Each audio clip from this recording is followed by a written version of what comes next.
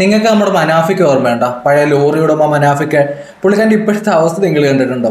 ഞാനൊന്ന് ഇങ്ങനെ ഇരിക്കാൻ നേരത്ത് പുള്ളിക്കാരനെ പറ്റി ആലോചിച്ചു. കുറച്ച് നാളുകൾക്ക് മുമ്പ് സോഷ്യൽ മീഡിയയൊക്കെ ഇത്രത്തോളം ആഘോഷിച്ച ഒരു പേര് വേറെ ഇല്ല. മനാഫിക്ക, ലോറി ഓണർ മനാഫിക്ക എന്നുള്ള പേര്. അന്ന് നമ്മുടെ അർജുൻ്റെ ലോറി മറിഞ്ഞതിന് ശേഷം തെരച്ചിലുമൊക്കെ ആയിട്ട് സോഷ്യൽ മീഡിയയൊക്കെ ആണെന്നുണ്ടെങ്കിൽ ഭയങ്കരമായ രീതിയിൽ ചർച്ച ചെയ്തൊരു കേസല്ലേ. അപ്പോൾ അന്ന് ഭയങ്കരമായിട്ട് കത്തി നിന്ന ഒരാളാണ് മനാഫിക്ക.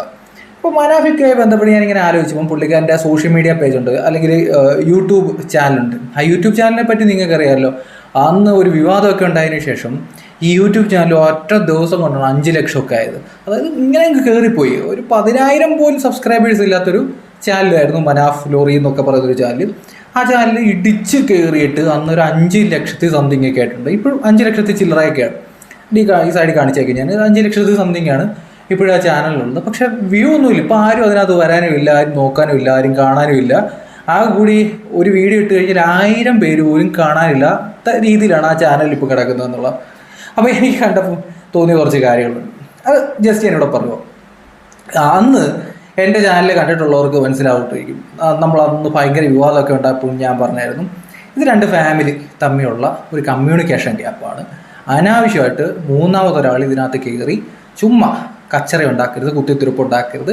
എൻ്റെ വീഡിയോ കണ്ടിട്ടുള്ളവർക്ക് മനസ്സിലാവും. നമ്മളന്ന് ഡീറ്റെയിലായിട്ട് പറയുന്നുണ്ടായിരുന്നു, വെറുതെ അനാവശ്യം കാണിക്കരുത്, ഒരു മരണം നടന്ന വീടാണ്, അതുമായി ബന്ധപ്പെട്ട് ചുമ്മാ കുത്തിത്തിരിപ്പ് ഉണ്ടാക്കരുത് എന്ന് ഞാൻ അന്ന് വീഡിയോയിൽ ചെയ്തിട്ടുണ്ടായിരുന്നു. ഈ മനാഫിനെ പറ്റി പറയുകയാണെന്നുണ്ടെങ്കിൽ, ഈ മനാഫ് ഒരു മുസ്ലിം പേരായതുകൊണ്ട് കുറേ ആൾക്കാർ ചുമ്മാ വന്നിട്ട് മനാഫിനെ അത് പറയുന്നു ഇത് പറയുന്നു, അയാളെ ഭയങ്കര രീതിയിൽ ആക്ഷേപിക്കുന്നു. അതുപോലെ തന്നെ ഈ അർജുൻ്റെ അളിയൻ, പുള്ളിക്കൊരു സംഘി ബാക്ക്ഗ്രൗണ്ട് ഉള്ളത് കൊണ്ട് അയാളെ ഇഷ്ടമല്ലാത്ത ആൾക്കാർ വന്നിട്ട് അയാളെയും അതും ഇതൊക്കെ പറഞ്ഞിട്ട് ഇത് രണ്ടും നിങ്ങൾ ശ്രദ്ധിച്ചാൽ മതി, ഒരു ഹിന്ദു മുസ്ലിം എന്നുള്ള രീതിയിൽ ഒരു പ്രശ്നത്തിലേക്ക് മാറി.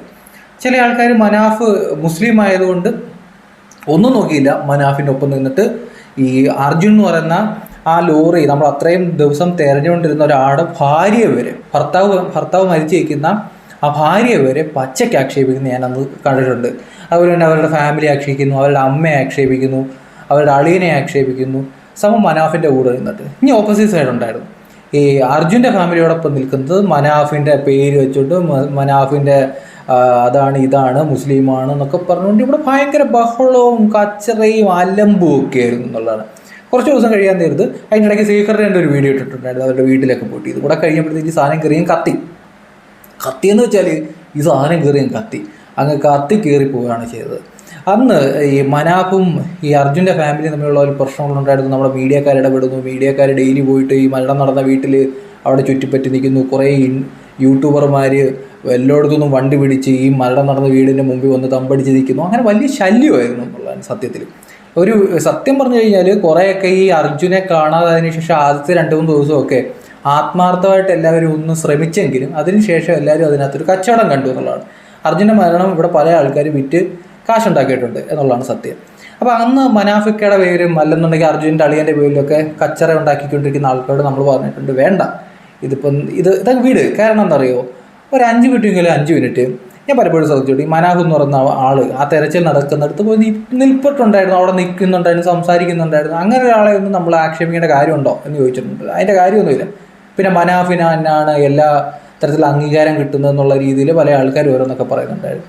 ഇത് ആ സമയങ്ങളിൽ ഇവർ ഭയങ്കര ട്രെൻഡ്. അതിനുശേഷം ഇവരിപ്പോൾ ആരും അറിയുന്ന പോലുമില്ല, ഏതെങ്കിലും തരത്തിലുള്ള വീഡിയോ വരുന്നില്ല. ഇതിനുശേഷം മനാഫിൻ്റെ ഒരു വീഡിയോ വന്നിട്ടുണ്ടായിരുന്നു, ഈ ചാരിറ്റിയായിട്ട് ബന്ധപ്പെട്ടായിരുന്നു തോന്നുന്നു. അന്ന് എനിക്കൊരു ഓർമ്മയുണ്ട് അങ്ങനെ വീഡിയോ വന്നിട്ടുണ്ടായിരുന്നു. അന്ന് സപ്പോർട്ട് ചെയ്തിരുന്നിട്ടുള്ള ആൾക്കാർ പോലും തിരിച്ച് നെഗറ്റീവായിട്ടുള്ള അഭിപ്രായങ്ങളൊക്കെ പറഞ്ഞിട്ട് വളരെ പെട്ടെന്നാണ് ഇങ്ങനെ നിൽക്കുന്ന ആൾക്കാരെയൊക്കെ വളരെ പെട്ടെന്ന് തിരിച്ച് ഇതേ ആൾക്കാർ തന്നെ തിരിച്ചു വിടുന്നതെന്ന് ഞാൻ കണ്ടിട്ടുണ്ട്. ഇപ്പം ഇന്ന് ഞാൻ ശ്രദ്ധിച്ചതാണ്, ഈ മനാഫിൻ്റെ ചാനൽ നോക്കി കഴിയുമ്പോൾ അവിടെ ഒന്നും ആരുമില്ല. യൂട്യൂബ് ചാനൽ വെറുതെ കിടക്കുകയാണ്, അവിടെ ഒന്നും ആരുമില്ല. നേരത്തെ ഈ ഡിഷ് നടന്നൊരു 10 ദിവസം നോക്കിക്കഴിഞ്ഞാൽ ഒരു ലൈവ് ഇട്ട് കഴിഞ്ഞാൽ ലക്ഷങ്ങളോളം ആൾക്കാരാണ്. ഇപ്പോൾ അവിടെ ഒന്നും ആരുമില്ല. ആ വലിയ ചാനൽ അവിടെ കിടക്കുകയാണ്, അത്രയും സബ്സ്ക്രൈബേഴ്സ് ഉള്ള. പെട്ടെന്നാണ് ആ ഒരു വിവാദത്തിൻ്റെ പേരിൽ മാത്രം അത്രയും ആൾക്കാർ ഇടിച്ചു കയറി. അടുത്ത കാലത്തൊന്നും ഒരു മലയാളിയുടെ ചാനൽ ഇത്ര സ്പീഡിൽ സബ്സ്ക്രൈബേഴ്സ് ഇടിച്ചു കയറിയിട്ടില്ല. വലിയ വിവാദം, വാർത്ത, രാത്രിയിൽ ഈ കോട്ടിട്ട ജഡ്ജിമാരായിട്ടുള്ള മാധ്യമപ്രവർത്തകർ ഇരുന്ന് വിധി പറയുന്നു, അവർ കഥാപ്രസംഗം ചെയ്യുന്നു. അങ്ങനെ വലിയ പ്രശ്നങ്ങളൊക്കെ ആയിരുന്നു. ഇപ്പം നോക്കിക്കഴിഞ്ഞാൽ അവിടെ ഒന്നും കാര്യമില്ല. ഇതാണ് സത്യം റിയാലിറ്റി എന്ന് വെച്ചാൽ. നിങ്ങൾ ശ്രദ്ധിച്ചാൽ മനസ്സിലായി, ഈ മൊണാലിസ എന്ന് പറഞ്ഞൊരു പെങ്കൊച്ചുണ്ടായിരുന്നു ഈ കുംഭമേള സമയത്ത് ഭയങ്കര വൈറലായിട്ട്. അതും ഇങ്ങനെ ആയിരുന്നു, ഒരു തീ പോലെ എനിക്ക് കത്തി ഫയറായി. ഭയങ്കര ഇപ്പോൾ നമ്മളെ കേരളത്തിലേക്ക് വന്നിട്ടായിരുന്നു ബോബി ചെമ്മണ്ണൂർ കൊണ്ടുവന്നിട്ടുണ്ടായിരുന്നു. അന്നും വാർത്തയൊക്കെയായിരുന്നു. ഇപ്പോൾ എവിടെ കേൾക്കുന്നുണ്ടോ? ഇപ്പോൾ എവിടെയും കേൾക്കുന്നില്ല. അത് കഴിഞ്ഞു.